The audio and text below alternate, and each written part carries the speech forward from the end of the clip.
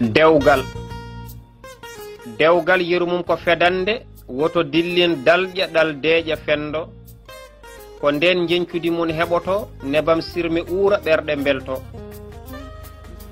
debbo ko alluwal ngal windaka ngal windetake ɗo gorko tawaka gorko ko windande nde masaka nde masetake ɗo debbo tawaka faaro kala debbo ko dewgal mum teddungal mum ko suudu mum ngalu mum ko ɓesngu mum dewgal ko fimde cinkal ngurdigu debbo dimo pinɗo ko hoodere malu kala mo Allah suɓani rokki yo jaggu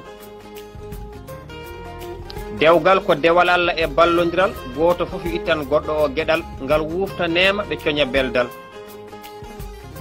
so gorko remi yo debbo takko so debbo defti lañi yo gorko liyo so ɗum laatima tan jam daño debbo woto bonnu jawdi ma e piɓi fittu laɓɓin ɓernde ɓorno laaɓɗi jaɓɓo gorko ma mosan mo urɗi gorko teddin o debbo ko paso ma jurmoɗa ɓattinamo hoore ma holtinde e ñamminde ko fodde ma hakkunde resodirɓe ko aadi tinne woto e mon mo firti on aadi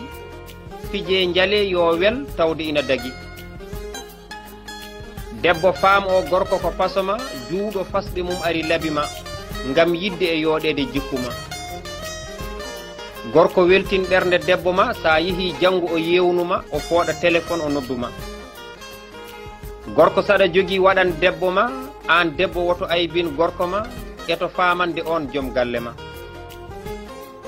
dewgal ko denorol ngurdam so tabiti yeñi waɗa calti en ɗam wela dakma no kodde kosam